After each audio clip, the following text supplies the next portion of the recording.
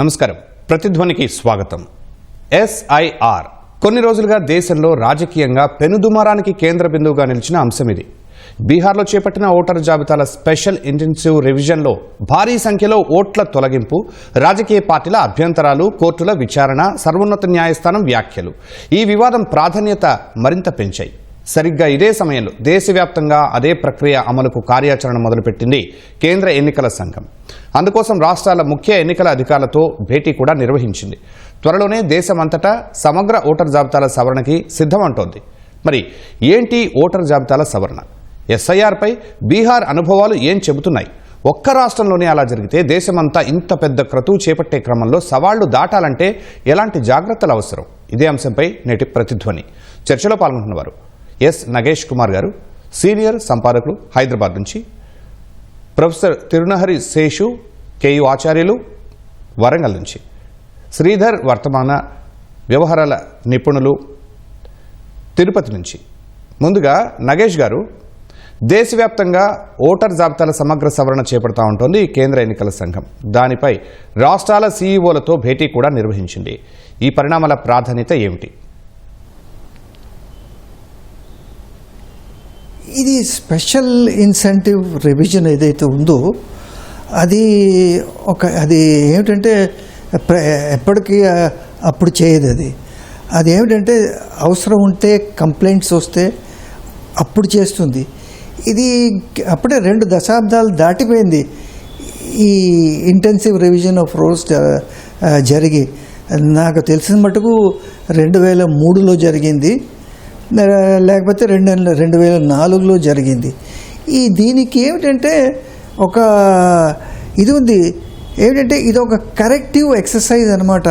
ఏమైనా ఓటర్స్ లిస్ట్లో ఏమైనా తేడా వస్తే దాన్ని కరెక్షన్ చేయడానికి ఒక ఫెసిలిటీ అన్నమాట ఇది. రెండోది ఏమిటంటే ఇది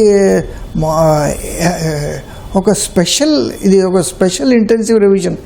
దీంట్లో ఏమిటంటే ప్రతి వాళ్ళు Form 6, ఈ Form 6 ఏమిటంటే అందరూ రిజిస్టర్ చేసుకోవాలి. ఈ Form 6 ప్రతి వాళ్ళు నింపాలి అనేది compulsory. Door to door verification చేస్తారు. దీంట్లో డోర్ టు డోర్ వెరిఫికేషన్ చేసాక ఏమిటంటే అప్పుడు ఓటర్ జాబితాని ఫైనలైజ్ చేస్తారనమాట. దాని తర్వాత చనిపోయిన వాళ్ళని తీసేస్తారు, మిస్సింగ్ వాళ్ళని తీసేస్తారు. ఇదంతా రొటీనే. దీంట్లో ప్రాధాన్యత మీరు అడుగుతున్నారు కదా, ఏమిటంటే purification of the rolls, periodically purification of the rolls. లేకపోతే దీంట్లో ఏమిటంటే మైగ్రేట్ అయిపోయిన వాళ్ళు, చనిపోయిన వాళ్ళ పేర్లు, లేకపోతే డూప్లికేట్ ఓటర్సు, వీళ్ళంతా ఎలక్ట్రల్ లిస్ట్లో ఉండకుండా ఉంటే ఈ ఓటర్స్ లిస్ట్ ప్యూరిఫై అవుతుంది. అందుకు అదే దృష్టితో ఇది ఎప్పటికప్పుడు తీసుకుంటారు. ఇప్పటికీ ఒక 11 సార్లు జరిగింది ఇది స్పెషల్ ఇంటెన్సివ్ రివిజన్ ఇండియాలోనే. అయితే అన్నిసార్లు జరిగినా కూడా చాలా రోజులు అయిపోయింది జరిగాయి. ఇప్పుడు దాని తర్వాత 4-5 లోక్సభ ఎన్నికలు, ఇంకా ఎన్నో అసెంబ్లీ ఎన్నికలు జరిగిపోయాయి. ఇప్పుడు సమయం వచ్చింది. ఇప్పటికీ ఏమిటంటే election commission of India chief electoral ఆఫీసర్స్తో ఇప్పుడు సూచన చేసింది ఏమిటి, మనం ఈ స్పెషల్ ఇంటెన్సివ్ రివిజన్ తీసుకోవాలనేది. దానికి కారణం ఏమిటంటే బీహార్లో జరిగిన వివాదం వల్ల వాళ్ళు కన్ను తెరిచారు. బట్ ఏం పర్వాలేదు, ఇప్పటికైనా తెరిచారు. ఎందుకైతే లోక్సభ ఎలక్షన్స్కి ఇంకా చాలా టైం ఉంది, ఇంకా 3.5-4 ఏళ్ళు ఉంది ఇంకాను. ఆ లోపల ఓటర్ లిస్ట్ ప్యూరిఫికేషన్ జరిగితే అది ఒక మంచి పరిణామమే కదా. ఈ లోపల ఏమైనా అబ్జెక్షన్స్, దాని తర్వాత ఏమైనా ఉంటే దాన్ని సెటిల్ చేయొచ్చు. అది కాకుండా రేపు వెస్ట్ బెంగాల్, అస్సాం, బీహార్లో ఈ 3 రాష్ట్రాల్లోనే ఎన్నికలు ఉన్నాయి. సో స్పెషల్ ఇంటెన్సివ్ రివిజన్ అనేది జరపడం అనేది చాలా ప్రాధాన్యత ఉన్నది. ఓకే శేషు గారు, ఇదే SIR కేంద్రంగా ప్రస్తుతం బీహార్లో పెను దుమారం నడుస్తోంది. వివాదం సుప్రీంకోర్టు వరకు వెళ్ళింది. ఆ పరిణామాల మధ్యనే దేశవ్యాప్తంగా ఆ ప్రక్రియ చేపట్టాలన్న నిర్ణయానికి కారణాలు ఏంటి? ప్రజాస్వామ్య దేశంలో ఓటు ఒక బలమైనటువంటి వజ్రాయుధంగా ఉంటుంది. ముఖ్యంగా భారతదేశంలో ఒక్క ఓటుతోటి అవకాశాలు కోల్పోయిన రాజకీయ నాయకులు ఉన్నారు. ఒక్క ఓటుతోటి అధికారం కోల్పోయినటువంటి రాజకీయ పార్టీలు ఉన్నాయి. 1999లో వాజ్పేయి ప్రభుత్వము ఒక్క ఓటుతోటి అధికారాన్ని కోల్పోయిందన్న విషయాన్ని మనందరికీ తెలుసు. కాబట్టి ఓటుకు అంత ప్రాధాన్యత ఉంటుంది. అయితే భారతదేశంలో గత కొంతకాలంగా ఓటు చుట్టూ వివాదాలు ముసురుతున్నాయి. ముఖ్యంగా దేశ ప్రతిపక్ష నాయకుడు రాహుల్ గాంధీ ఓటు చోరీ జరుగుతుందని, అక్రమంగా ఓట్లను తొలగిస్తున్నారనేటటువంటి ఆరోపణలు చేస్తున్నారు. అయితే బీహార్ శాసనసభకి నవంబర్లో ఎన్నికలు జరగబోతున్నాయి. దానికంటే ముందు election commission of India sir అనేటటువంటి ఒక కార్యక్రమాన్ని చేపట్టింది. స్పెషల్ ఇంటెన్సివ్ రివిజన్ అనేటటువంటి ఒక కార్యక్రమాన్ని చేపట్టింది. ఆ కార్యక్రమం కింద ఓటర్ల జాబితాని ప్రక్షాళన చేసేటటువంటి కార్యక్రమం. ఈ సర్ అక్కడ మొదలుపెట్టిన తర్వాత దరిదాపు 65 లక్షల ఓట్లని ఓటర్ల జాబితా నుంచి తొలగించారు అనేటటువంటి ఆరోపణలు వస్తున్నాయి. తొలగించారు అనేటటువంటి అభిప్రాయం కూడా కలుగుతుంది.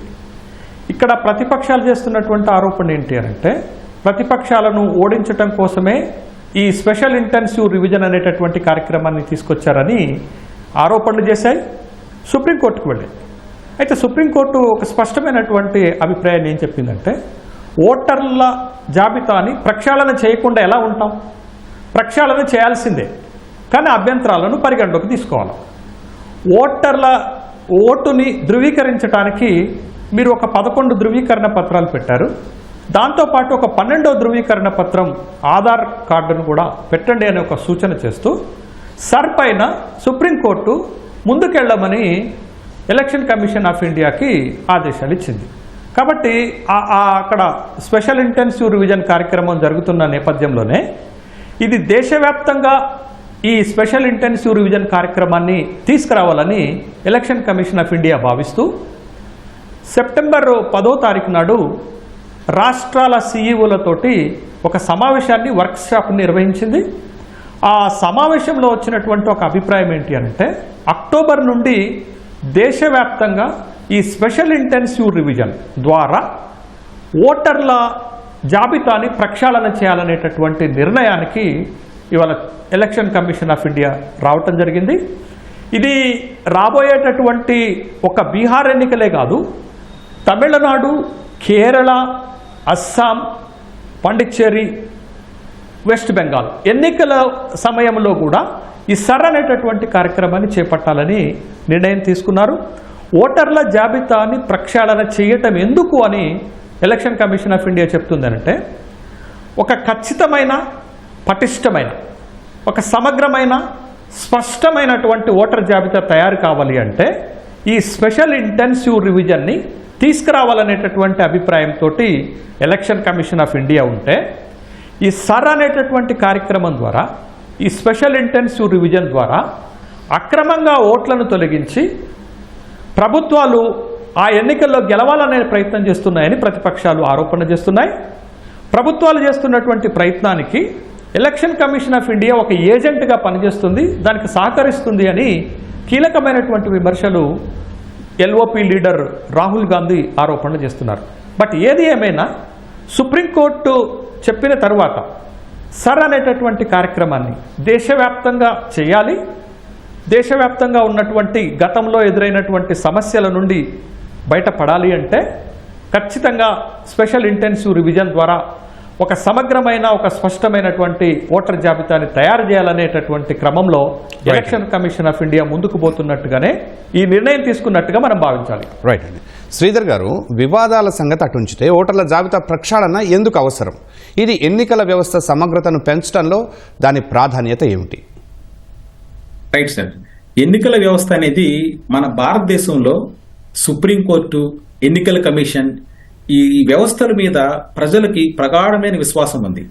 ఎందుకంటే ఈ వ్యవస్థలు చాలా దశాబ్దాలుగా మన భారతదేశంలో చాలా నిజాయితీగా, చాలా నిష్పక్షపాతంగా తన విధులు నిర్వర్తిస్తున్నాయన్నమాట.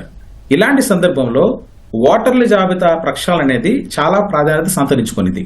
ఎందుకంటే ఈ ఎన్నికల కమిషన్ యొక్క క్రెడిబిలిటీకి సంబంధించిన అంశం ఇది. సో ఇప్పుడు ఈ ప్రక్షాళన చేయకపోతే ఏమవుతుందంటే చాలా సంవత్సరాలుగా ఓటర్ లిస్టులో ఎన్నో అవకతవకలు కనిపిస్తున్నాయి మనకు భారతదేశంలో. ఎన్నికలప్పుడు ప్రతిపక్ష పార్టీలు కానీ లేదా కొన్ని చోట్ల రూలింగ్ పార్టీలు కానీ తమకు అన్యాయం జరిగిందని ఓటర్ లిస్టులో అనేక అవకతవకలు ఉన్నాయని ఇన్ని చెప్తున్నారు. మరి ఇంత ముందుకెళ్తున్న భారతదేశంలో ఇప్పుడు డెఫినెట్ గా దీన్ని రీవ్యాంప్ చేసి ముందుకు తీసుకెళ్లాల్సిన అవసరం ఉంది. మొట్టమొదటి పాయింట్ చూడండి, మరణించిన వాళ్ళ పేర్లు తొలగించడం. ఎందుకంటే చాలా మంది చనిపోయారు, వాళ్ళు మరణించిన తర్వాత కూడా ఓటర్ల జాబితాలో వాళ్ళ పేర్లు ఉన్నాయి. సో ఎందుకంటే ఇది పెద్ద వ్యవస్థ కదా, మంది 140 కోట్ల పైగా పాపులేషన్ ఉన్న భారతదేశంలో ఇన్ని కోట్ల మంది ఓటర్స్ ఉన్నప్పుడు ఇది భగీరథ ప్రయత్నం లాంటిది అన్నమాట. సో ఈ లిస్టు ఇంకా డెడ్ అయిన పీపుల్ యొక్క నేమ్స్ ఇంకా కూడా పూర్తిగా అప్డేట్ కాలేదు. దీని గురించి మన రాహుల్ గాంధీ కూడా ధ్వజెత్తడం మనం అందరూ చూసాం కూడా. తర్వాత డూప్లికేట్ ఓటర్స్, అదొక ప్రధానమైన సమస్య. ఒకే వ్యక్తి చాలా ప్రాంతాల్లో ఒక 2-3 ప్రాంతాల్లో కూడా ఓటేసే అవకాశం ఉందన్నమాట. దీని గురించి భారతదేశంలో చాలా చోట్ల చర్చలు జరుగుతున్నాయి. ఏదో విధంగా ఒకే ఊర్లో కూడా ఉంటాయి, లేదా వేరే ఊర్లలో కూడా కనిపిస్తున్నాయి ఆశ్చర్యకరంగా. సో డూప్లికేట్ ఓటర్స్ లిస్ట్ కూడా చాలా ఇంపార్టెంట్ ఈ రీవ్యాంపింగ్ లో. మూడోది తప్పులు. సో ఓటర్ లిస్ట్ లో అంటే ఏజ్ లో గానీ, చిరునామా గానీ, లేకపోతే జెండర్ లో గానీ వీటిలో కూడా పొరపాట్లు ఉంటాయి. ఇవి గానీ సరి చేయకపోతే నిజమైన ఓటరు ఓటు వేయలేని పరిస్థితి వస్తుంది. ఎందుకంటే ఇప్పుడు చాలా మంది కొంచెం సమస్య ఏంటంటే నిజాయితీగా ఉన్న ఓటర్స్ కి, యువతకు కూడా ఒక విధమైన నిరాశ ఉందన్నమాట. సో ఈ ఓటింగ్ ప్రక్రియ అనేది సక్రమంగా జరుగుతుందా లేదా, సో వీటిలో తప్పులు ఉన్నాయి లేదా ఈవీఎంల గురించి గోల పెట్టడం జరుగుతుంటది అన్నమాట. కాబట్టి ఈ ప్రాబ్లమ్స్ అంతా కూడా రెక్టిఫై చేయాల్సిన అవసరం ఉంది కాబట్టి ఈ ప్రక్షాళన చేయాలి. ఇంకా చూడండి, దీంతో పాటు ఈ మైగ్రేషన్, కోవిడ్ సమయంలో చాలా మంది ఏం జరిగింది, సో వలస కార్మికులు కానీ చాలా మంది ఇక్కడ తమ ఊర్ల నుంచి వేరే ఊర్లకు వెళ్ళి సెటిల్ అయిపోయారు. మరి వీళ్ళందరిది కూడా లిస్ట్ అప్డేట్ అయిందా లేదా అనేది కూడా చాలా ఇంపార్టెంట్ పాయింట్. ఇదంతా కూడా ఎన్నికల వ్యవస్థ సమగ్రతకు చాలా ముఖ్యము. ఎందుకంటే ఒక పౌరుడు ఒక ఓటు, ఇది మనం బాగా మాట్లాడుతుంటాం అవునా. ఒక పౌరుడు ఒక ఓటు, ఈ సూత్రం ఖచ్చితంగా అమలవ్వాలి. తర్వాత అక్రమ ఓటింగ్, డూప్లికేట్ ఓటింగ్ తగ్గుతుంది ఈ ప్రక్రియ ద్వారా. నెక్స్ట్, ఎన్నికల ఫలితాలపై ప్రజల విశ్వాసం పెరుగుతుంది. ఇది ప్రధానమైన సమస్య. ఎందుకంటే ఒక ఓడిపోయిన పార్టీలు సాధారణంగా ఏం చేస్తాయంటే, సో ఎన్నికల కమిషన్ మీద ఓటింగ్ ప్రక్రియ మీదనే దుమ్మెత్తిపోతుందన్నమాట. దీంట్లో లోటుపాట్లు ఉన్నాయని చెప్పి వాళ్ళకి ఏమాత్రం అవకాశం ఇవ్వకూడదు. పార్టీలు, అభ్యర్థులు అంతా కూడా ఆరోపణలు చేయలేని విధంగా పారదర్శకత పెరుగుతుంది, ప్రజాస్వామ్యం బలపడుతుంది. అందువలన ఈ సవరణ చేయాల్సిన అవసరం ఉందని చెప్తున్నాను నేను. రైట్. నగేష్ గారు, నిజానికి దేశంలో ప్రతి ఏటా ప్రతి రాష్ట్రంలో ఓటర్ల జాబితా సవరణలు జరుగుతూనే ఉంటాయి. వాటికి ఈ స్పెషల్ ఇంటెన్సివ్ రివిజన్ SIRకు మధ్య తేడా ఏంటి? చాలా తేడా ఉందండి దానికి దీనికిను. ఇప్పుడు ఇందాకట్లు నేను చెప్పినట్టుగా స్పెషల్ ఇంటెన్సివ్ రివిజన్ అనేది చేసి ఒక 2 దశాబ్దాలు అయింది. ఇది ఇప్పుడు మొత్తం దేశవ్యాప్తంగా చేస్తున్నారంటే దీనికి చాలా ఇంపార్టెన్స్ ఉంది. ఇదేమిటంటే మామూలు ఇది రివిజన్ ఆఫ్ రోల్స్, ఇదేమిటంటే ఇది రొటీన్ ఎక్సర్సైజ్ అన్నమాట. ఎప్పటికప్పుడు రోల్స్ జరుగుతుంటాయి. మనం మున్సిపల్ కార్పొరేషన్కి వెళ్ళి మన పేరు దాఖలా చేసుకుంటాం వాళ్ళు అడిగినప్పుడు. ఇది అట్లా కాదు. ఇది దీంట్లో మొత్తం రోల్స్ అన్నిటినీ బాగు చేయడానికి ఒక ప్రయత్నం, స్పెషల్ ఇంటెన్సివ్ రివిజన్.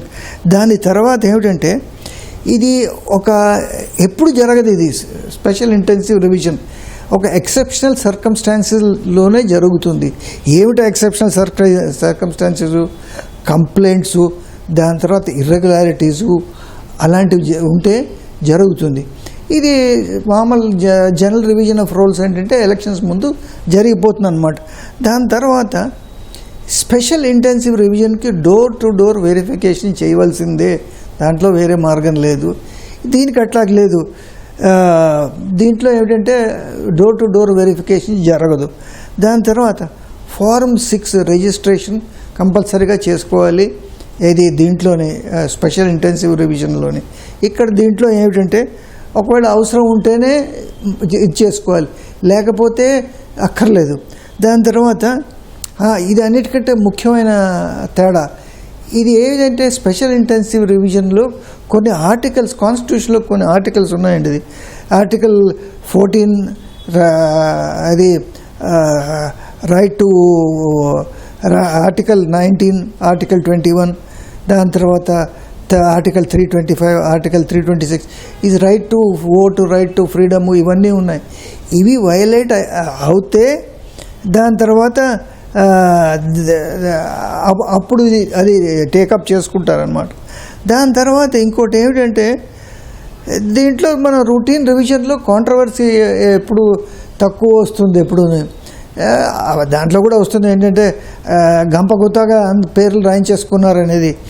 అయితే దీంట్లో ఏంటంటే ఈ స్పెషల్ ఇంటెన్సివ్ రివిజన్లో ఏంటంటే ఒక మ్యాస్ డిలీషన్ చేస్తే ఇప్పుడు అసోసియేషన్ ఫర్ డెమోక్రటిక్ రైట్స్ ఏదైతే ఉందో అది బీహార్ గురించి ఏం చెప్పిందంటే జనాభా అక్కడ ఉన్నది 8.18 crores. దాంట్లో ఏమిటంటే 7.25 అడల్ట్ పాపులేషన్ ఇది 8.18 crore.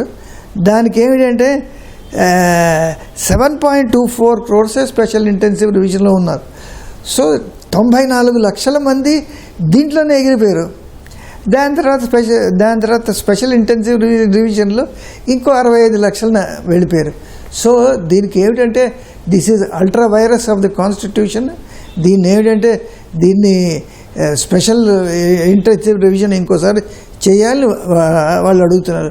అయితే నేను ఒకటి చాలా ఫండమెంటల్ పాయింట్ రేజ్ చేయదలుచుకున్నానండి. మొన్న చీఫ్ ఎలక్షన్ కమిషనర్స్ ఇంతకుముందు ఉన్న వాళ్ళతో ఒక ఇంటర్వ్యూ జరిగింది ఒక టెలివిజన్ ఛానల్స్లో. మీరు ఏం ఫీల్ అవుతున్నారు అసలు దీని గురించి? అసలు బీహార్లో అవకతవకలు జరిగాయా, లేకపోతే ఇండియాలో ఫ్రీ అండ్ ఫెయిర్ ఎలక్షన్ జరుగుతున్నాయా లేదా? అయితే దాంట్లో ముగ్గురు అన్నారు ఫెయిర్ ఎలక్షన్ జరుగుతున్నాయా, ఫ్రీగా జరుగుతున్నాయా లేదా మేము చెప్పలేమన్నది. ఆ తేడా ఏమిటో నాకు అర్థం కాలేదు. అయితేనండి వాళ్ళు ఏమన్నారంటే మన దేశంలో అసలు ఫ్రీ అండ్ ఫెయిర్ ఎలక్షన్ జరిగేది లేనిది ఇది టీఎన్ సేషన్ ఉన్న తర్వాత తీసుకొచ్చారు అనేది. సో అప్పటి నుంచి మా ఎలక్షన్ కమిషన్కి పవర్స్ వచ్చాయి. అంతకుముందు ఎలక్షన్ కమిషన్కి ఇన్ని పవర్స్ ఉండేవి. రెండోది నేను ఏం చెప్తున్నానంటే ఒక్క నిమిషం అండి. ఇప్పుడు ఎలక్షన్స్లో అవకతవకలు జరిగేవి ఓటర్స్ లిస్ట్లోనే కాదు కదా, రిగ్గింగ్ జరుగుతుంటుంది, ballot boxes okay right sir. Seshu గారు, ఈ ఎస్ఐఆర్ విషయంలో ఇప్పుడే ఎందుకు, అప్పుడు ఎందుకు జరగలేదు, తర్వాత ఎందుకు చేయకూడదు? ఇప్పుడు స్పెషల్ ఇంటెన్సివ్ రివిజన్ చేస్తున్నటువంటి క్రమంలో మనకి 65 లక్షల ఓట్లను బీహార్ ఓటర్ల జాబితా నుంచి తొలగించారు అనేటటువంటి ఆరోపణలు వస్తున్నటువంటి నేపథ్యంలో, ప్రతిపక్షాలు విమర్శలు చేస్తున్నటువంటి నేపథ్యంలో ఎలక్షన్ కమిషన్ ఆఫ్ ఇండియా ఒక పారదర్శకంగా ఈ స్పెషల్ ఇంటెన్సివ్ రివిజన్ని చేయాల్సినటువంటి అవసరం ఉంటుంది. కానీ గత కొంతకాలంగా ఎలక్షన్ కమిషన్ ఆఫ్ ఇండియా పైన ఆరోపణలు ఏంటి అంటే ఎలక్షన్ కమిషన్ ఆఫ్ ఇండియా లాంటి ఒక స్వతంత్ర ప్రతిపత్తి కలిగినటువంటి సంస్థ నిష్పక్షపాతంగా వ్యవహరించటం లేదు అనేటటువంటి ఒక ఆరోపణలు వస్తున్నాయి. కాబట్టి ఇప్పుడు ఎలక్షన్ కమిషన్ ఆఫ్ ఇండియా ఈ స్పెషల్ ఇంటెన్సివ్ రివిజన్ని బీహార్లో కానీ రాబోయేటటువంటి రాష్ట్రాల ఎన్నికల్లో కానీ దేశవ్యాప్తంగా కానీ ఒక పారదర్శకంగా చేపట్టాల్సినటువంటి అవసరం ఉంది. 1992 నుంచి 96 వరకు చీఫ్ ఎలక్షన్ కమిషనర్గా వ్యవహరించినటువంటి టిఎన్ శేషన్ తీసుకొచ్చినటువంటి రీఫార్మ్స్ కొన్ని రాజకీయ పార్టీలకో లేకపోతే ప్రభుత్వాలకు నచ్చకపోయి ఉండొచ్చు. కానీ తను తీసుకొచ్చినటువంటి రీఫార్మ్స్ దేశ ప్రజలకు నచ్చాయి, దేశ ప్రజలు ఆమోదించారు. Election commission of India reputation, గౌరవం పెరిగింది. కాబట్టి ఆ విధమైనటువంటి చర్యలు చేపట్టాలనేటటువంటి అభిప్రాయాలు దేశవ్యాప్తంగా వస్తున్నాయి. సరే, ఆరోపణలు ప్రతిపక్షాల నుంచి, ప్రభుత్వం నుంచి, ఎలక్షన్ కమిషన్ ఆఫ్ ఇండియా నుంచి ఎట్లున్నా కానీ బట్ స్వతంత్ర ప్రతిపత్తి కలిగినటువంటి ఎలక్షన్ కమిషన్ ఆఫ్ ఇండియా ఆ జాగ్రత్తలు తీసుకొని స్పెషల్ ఇంటెన్సివ్ రివిజన్ని చేయాల్సినటువంటి అవసరం ఉంది. వివాదాలకు తావు లేకుండా, ఆరోపణలు రాకుండా, నిష్పక్షపాతంగా. అయితే ఇక్కడ మనకి కనపడుతున్నటువంటి ఒక ప్రధానమైన అంశం, ఈ ఎస్ఐఆర్ పైన సుప్రీంకోర్టుకు వెళ్ళినప్పుడు సుప్రీంకోర్టు ఒక 2 కీలక వ్యాఖ్యలు చేసింది. ఒకటి, మీరు 65 లక్షల ఓట్లను తొలగించారు, ఎందుకు తొలగించారో తెలుసుకునేటటువంటి హక్కు ప్రజలకు ఉంది. సుప్రీంకోర్టు చేసినటువంటి ఒక వ్యాఖ్య అన్నట్టు. మీరు ఇంత మ్యాసివ్గా లార్జ్ స్కేల్లో ఓట్లను తొలగించినప్పుడు తన ఓటుని ఎందుకు తొలగించారో తెలుసుకునేటటువంటి హక్కు ప్రజలకు ఉంది. కాబట్టి మీరు ఈ తొలగించినటువంటి 65 లక్షల ఓట్లని పబ్లిక్ డొమైన్లో పెట్టండి అని ఒక సూచన ఎలక్షన్ కమిషన్ ఆఫ్ ఇండియాకి చేసింది. అవును శేష్ గారు. అట్ ద శేష్ సేమ్ గారు. టైం పార్టీలకు కూడా ఒక మాట చెప్పింది. ఏం చెప్పింది అని అంటే, ఇంత పెద్ద ఎత్తున ఓట్లను తొలగిస్తుంటే మీ బూత్ లెవెల్ కార్యకర్తలు ఏం చేస్తున్నారు, మీ పార్టీల బాధ్యులు ఏం చేస్తున్నారు, వాళ్ళ ఓటు తొలగించటం సక్రమ అక్రమ అనేటటువంటి ఒక కంప్లైంట్స్ మీరు ఎందుకు చేయటం లేదు అంటే, పార్టీలు నిస్తేజంగా ఉన్నాయా ఓట్లను తొలగిస్తుంటే అనే ఒక కీలకమైనటువంటి అంశాన్ని పార్టీలకు కూడా సూచన చేసింది. రైట్. ఇవి జరుగుతున్నటువంటి అంశాలు ఈ స్పెషల్ ఇంటెన్సివ్ రివిజన్లో. శేష్ గారు, బీహార్లో వివాదంపై విచారణ సందర్భంగా ఎస్ఐఆర్ మంచిదే అయినా నమ్మకం కలిగించడమే ఈసీ ముందున్న సవాల్ అంది సుప్రీంకోర్టు. ఈ వ్యాఖ్యలను ఎలా అర్థం చేసుకోవాలి?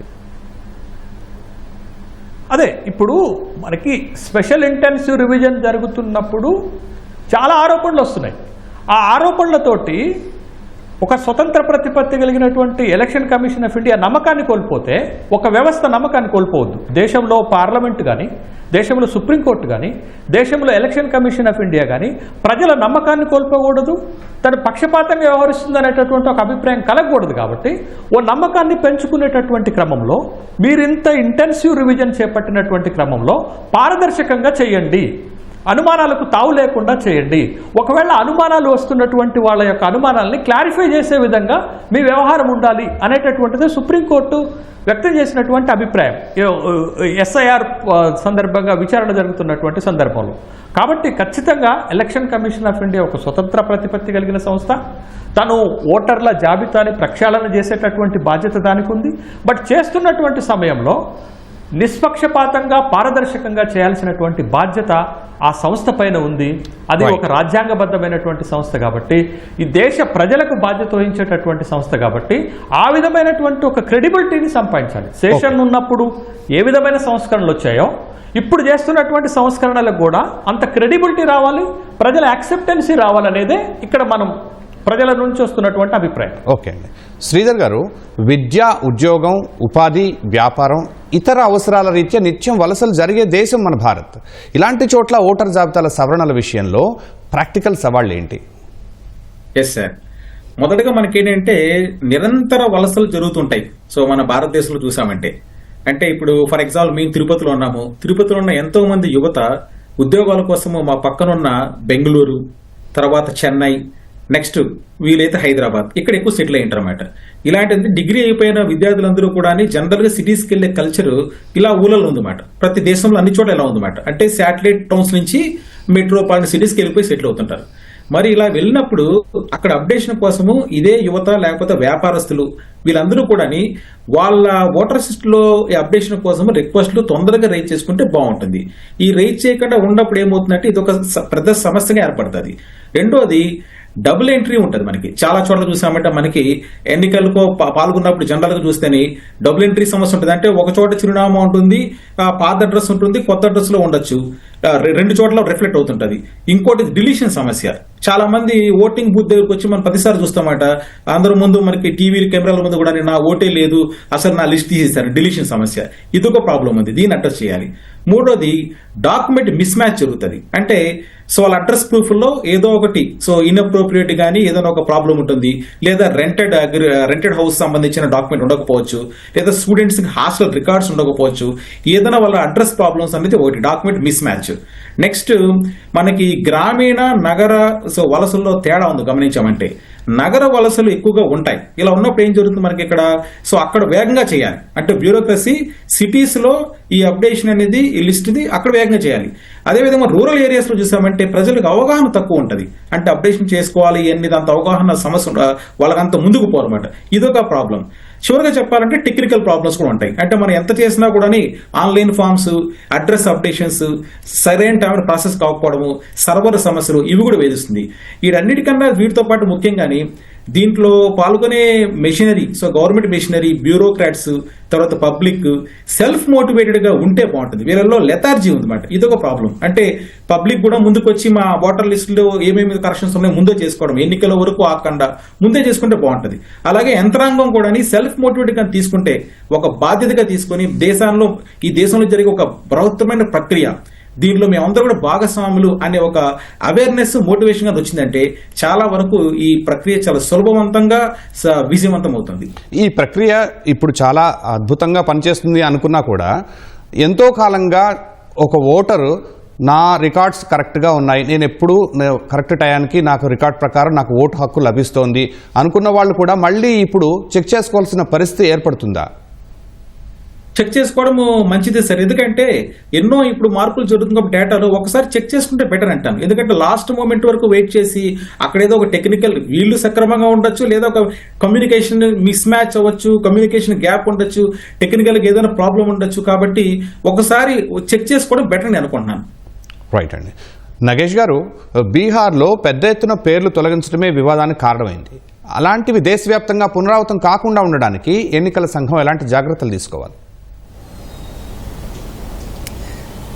ఎన్నికల సంఘం ఏమిటంటే ఇప్పటిదాకా చేసింది కాకుండా కొన్ని సూచనలు సుప్రీంకోర్టు చేసింది, కొంత మటుకు నాన్ గవర్నమెంటల్ ఆర్గనైజేషన్స్ చేసే దాంట్లో ముఖ్యంగా ఏమిటంటే మొత్తం ఈ ప్రాసెస్లో ఏంటంటే ట్రాన్స్పరెన్సీ ఉండాలి.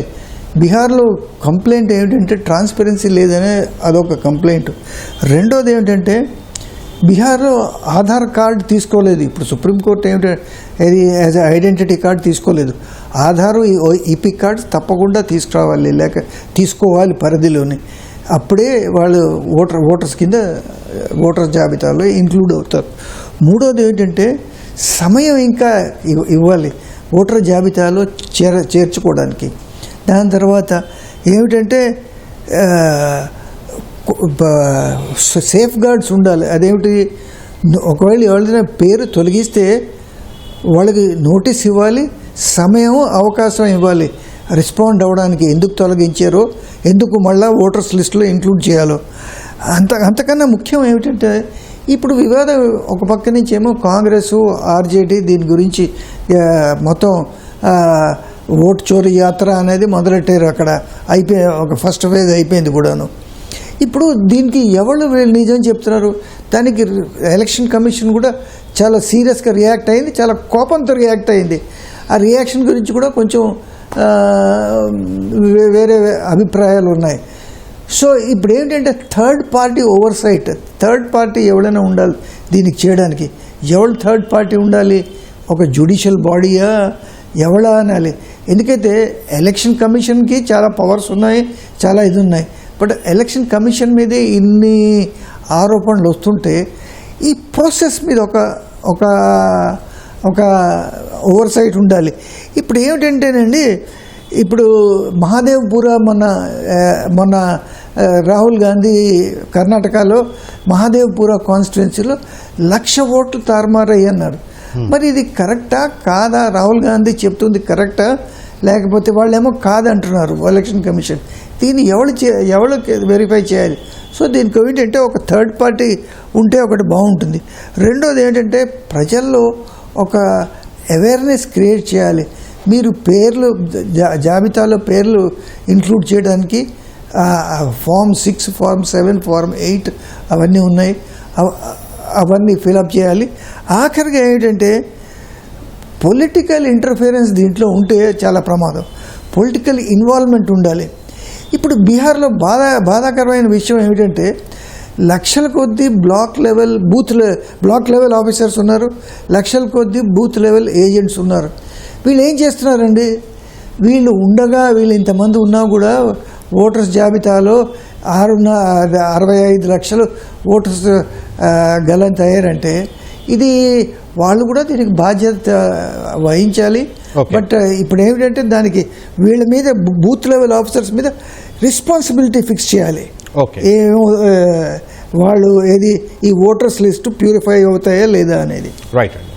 శశి గారు, కొత్తగా 18 ఏళ్లు నిండే యువతను ఓటర్ జాబితాలో చేర్చడం ఎంత కీలకమో చనిపోయిన వారి పేర్ల తొలగింపు అంతే కీలకం. దీనిలో ఇప్పటికీ ఉన్న లోపాలేంటి? ఎక్కడ తేడా వస్తుంది? ఇప్పుడు ఓటర్ల జాబితా ప్రక్షాళన అంటే ఏంటండి? కొత్త ఓట్లను చేర్చటము, ఫేక్ ఓట్లను, డూప్లికేట్ ఓట్లను తీసివేయటము. ఒకటి కంటే ఎక్కువ చోట్ల పేర్లు నమోదై ఓటర్లుగా ఉంటే వాళ్ళని గుర్తించి తీసివేయటం. ఇవే కదా ప్యూరిఫికేషన్ ఆఫ్ ఓటర్ లిస్ట్ అనేటటువంటి దానికి అర్థం. అయితే భారతదేశంలో మీకు 21 సంవత్సరాలు నిండినటువంటి వాళ్ళకి ఓటు హక్కు కల్పించేటటువంటి వ్యవస్థ ఉండే. కానీ 1988లో 61వ రాజ్యాంగ సవరణ ద్వారా రాజీవ్ గాంధీ గారు 18 సంవత్సరాలు నిండినటువంటి వాళ్ళకి ఓటు హక్కు ఇచ్చేటటువంటి కార్యక్రమాన్ని చేపట్టారు. అప్పటి నుంచి 18 సంవత్సరాలు నిండిన వాళ్ళకి ఓటు హక్కు వస్తుంది. మీకు ఇటీవల బ్రిటన్లో 16 సంవత్సరాలకు ఓటు హక్కు ఇచ్చేటటువంటి నిర్ణయం తీసుకున్నది బ్రిటన్ ప్రభుత్వం కూడా. అయితే ఇక్కడ ఏంటి అని అంటే ఫామ్ 6 ద్వారా కొత్త ఓటర్లను చేర్చుకుంటారు. రాహుల్ గాంధీ ఇటీవల చేస్తున్న ఆరోపణ ఏంటి? ఫామ్ 6 ద్వారా కొత్త ఓటర్లను చేర్చుకునేది 18 ఏళ్ల నుండి అయితే ఏజ్ బారైన వాళ్ళని కూడా నింపుతున్నారు.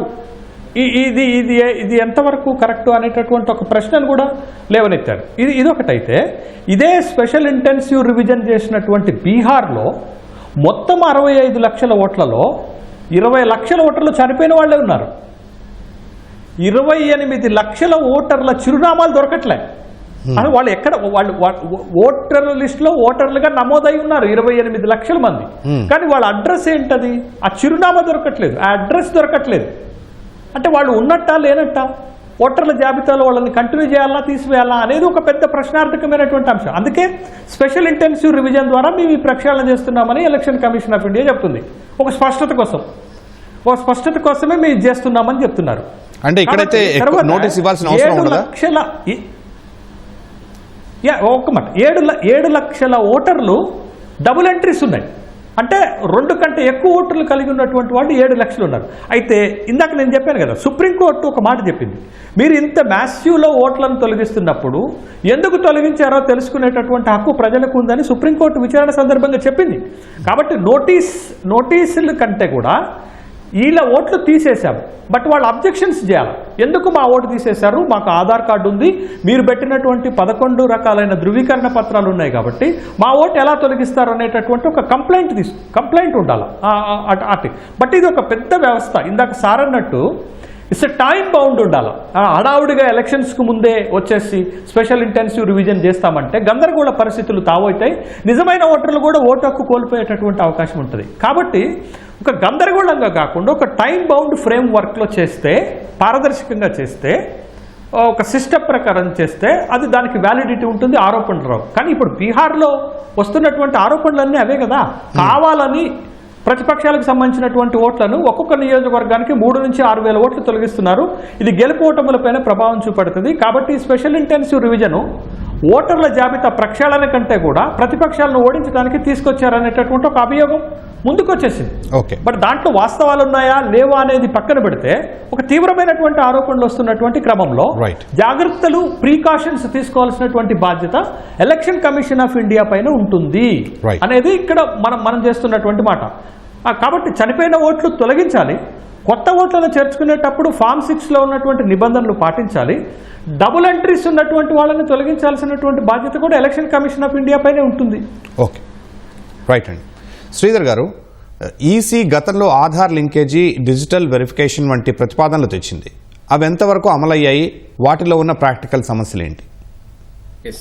2015లో నాకు తెలిసి ఓటర్ ఆధార్ కార్డు లింక్ ప్రయత్నం మొదలైంది. ఆంధ్రప్రదేశ్, మన 2 రాష్ట్రాల్లో తీసుకుంటే ఈ 2 రాష్ట్రాల్లో కూడా పెద్ద ఎత్తున ఆధార్ నెంబర్లు సీడ్ చేశారు.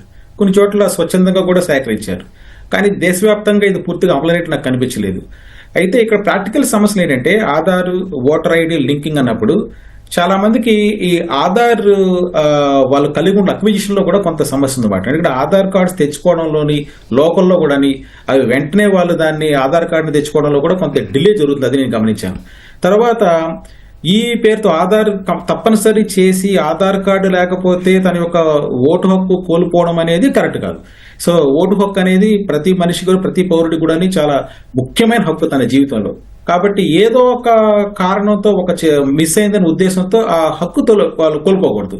కాబట్టి ఇక్కడ చాలా జాగ్రత్తగా వ్యవస్థ అంతా కూడా వ్యవహరించాల్సిన అవసరం ఉంది. తర్వాత టెక్నికల్ సమస్యలు ఎక్కువ ఉన్నాయి.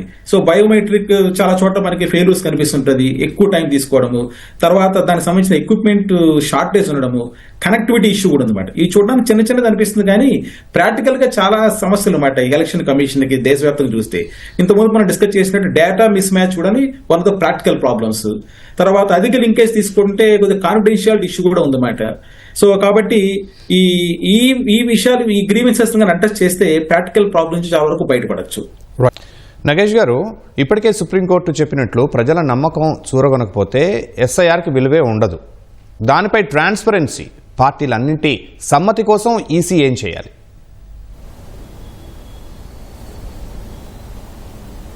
ఇంకోసారి రిపీట్ చేయండి, మధ్యలో డిస్టర్బెన్స్ వచ్చింది. పార్టీలన్నిటి సమ్మతి కోసం ఈసీ ఏం చేయాల్సి ఉంటుంది? ట్రాన్స్పరెన్సీ కోసం ఈసీ ఎలాంటి స్టెప్స్ తీసుకోవాల్సి ఉంటుంది? ఈసీ ఇప్పుడు కాంగ్రెస్ ఏదైతే ఓట్ యాత్ర గురించి ఏదైతే ఉందో దాంతో అవసరం లేకుండా చాలా కోపంతో రియాక్ట్ అయింది. సో దాంతో ఒక ఎంత చెప్పినా కూడా చీఫ్ ఎలక్షన్ కమిషనర్ జ్ఞానేష్ కుమారు ఏది మాకు ఏ పొలిటికల్ పార్టీ ప్రత్యర్థులు కాదు, ఎవరు మాకు మిత్రులు కాదు అనేది ఆయన అన్నాడు. కానీ ఇప్పుడు దాకా పొలిటికల్ పార్టీస్తో కన్సల్టేషన్స్ ఎక్కడైనా జరిగాయా అంటే జరిగినట్టు కనబట్టలేదు. ఈ ఎస్ఐఆర్ లాంచ్ చేసే ముందు పొలిటికల్ పార్టీస్తో సలహాలు తీసుకుని ఒక ముందుకు పోతే బాగుంటుంది. ఎందుకైతే దీంట్లో చాలా పెద్ద ఎక్సర్సైజ్, ఇది సామాన్యమైన ఎక్సర్సైజ్ కాదు. దీంట్లో లక్షల మంది ఇది government officials, block level officers, district election officers, అన్ని రాష్ట్రాలది 29 చీఫ్ ఎలక్టరల్ ఆఫీసర్సు, ఇంతమంది అందరూ ఇన్వాల్వ్ ఉంటారు. అసలు వాళ్ళ రోల్ ఏమిటి, అసలు దీంట్లో ఏమీ లోపాలు లేకుండా మనం ఏం చేయాలి? బీహార్లో జరిగిన ఏదైతే తప్పులు ఉన్నాయో వేరే రాష్ట్రాల్లో లేకపోతే దేశంలోనే ఇలాంటివి తప్పులు జరగకుండా ఏం చేయాలనేది వాళ్ళ దగ్గర సలహాలు తీసుకుని ముందుకు పోవాలి. లేకపోతే మళ్ళీ ఈ స్పెషల్ ఇన్సెంటివ్ ఇది మొత్తం అంతా ఎస్ఐఆర్ ఇది వేస్ట్ అయిపోతుంది. ఇది మళ్ళీ ఒక బీహార్ లాగే ఒక ప్రాబ్లం వచ్చి దీని మీద విమర్శలు వస్తాయి. పొలిటికల్ పార్టీస్ని కన్సల్ట్ చేయకుండా దీంట్లో ముందుకు వెళ్ళకూడదు అనేది నేను చెప్పేది. రైట్ అండి. శేషి గారు, పార్టీలు రాజకీయాల సంగతి అటుంచితే ఎస్ఐఆర్ వంటి ప్రక్రియల సమయంలో సాధారణ పౌరుల ముందున్న బాధ్యత ఏంటి? ఎవరి ఓటు హక్కును వారు ఎలా కాపాడుకోవచ్చు? పౌరుల బాధ్యత ఎంతవరకు ఉంటుందండి? పౌరులు, ఈ దేశ ప్రజలు ఓటు నమోదు చేసుకోవటం అనేది వాళ్ళ బాధ్యత. దాని తర్వాత ఆ ఓటుని కాపాడాల్సినటువంటి బాధ్యత ఎవరిది? ఎలక్షన్ కమిషన్ ఆఫ్ ఇండియాదే కదా. అయితే ఇక్కడ మనకి ప్రధానంగా వస్తున్న ఆరోపణలు ఏంటంటే ఈ దేశ పౌరులు కాని వాళ్ళు కూడా ఓటర్ జాబితాలోకి పేర్లుగా నమోదవుతున్నాయి అనేది ఒక తీవ్రమైనటువంటి ఆరోపణ ఉంది. అది రోహింగ్యాల విషయంలో కానీ ఇతర దేశాల నుంచి భారతదేశంలోకి అక్రమంగా వలస వచ్చినటువంటి వాళ్ళు కూడా ఈ దేశ పౌరులు కానీ ఈ దేశ ఓటర్ల జాబితాలో పేరు నమోదు చేసుకుంటున్నారనేటటువంటి ఒక ఆరోపణలు ఉన్నటువంటి నేపథ్యంలో సుప్రీంకోర్టు ఇటీవల ఒక తీర్పు చెప్పింది.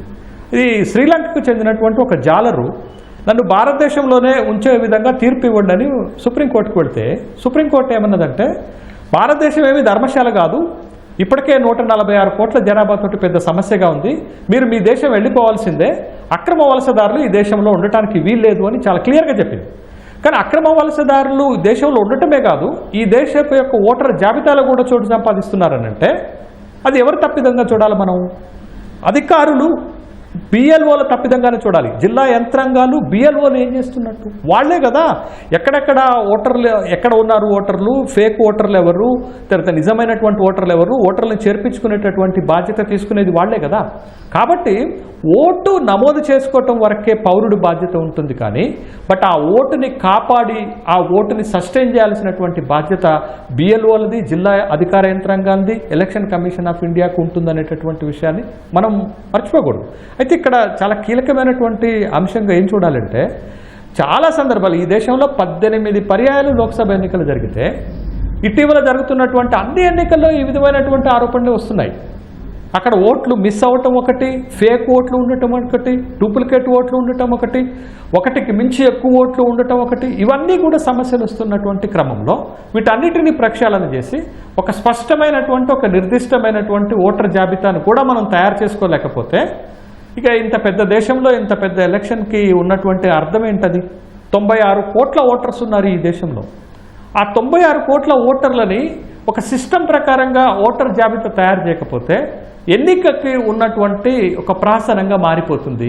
ఎన్నిక అయ్యేటటువంటి వాళ్ళు డూప్లికేట్ ఓట్లతోటో దొంగ ఓట్లతోటో ఎన్నికైతే వాళ్ళు ఏం ప్రజాసేవ చేస్తారు? అది ఏం ప్రజాస్వామ్యం అవుతుంది? వాళ్ళు మంచి పాలన ఎట్లు ఇస్తారు అనేటటువంటి ప్రశ్నలకి ఏం సమాధానం దొరుకుతుంది? కాబట్టి దేశవ్యాప్తంగా ఓటర్ల జాబితా ప్రక్షాళన జరగాలి. అది పారదర్శకంగా జరగాలి, నిష్పక్షపాతంగా జరగాల్సినటువంటి అవసరం ఉంది. ఇవాళ దేశ ప్రయోజనాలను కాపాడే విధంగా ఎలక్షన్ కమిషన్ ఆఫ్ ఇండియా పనిచేయాలి తప్ప ఏదో ఒక పార్టీ ఇంట్రెస్ట్ కోసమో ఏదో ఒక పార్టీని గెలిపించటానికో ఓడించటానికో పనిచేస్తే ఈ విధమైనటువంటి ఆరోపణలే వస్తాయి.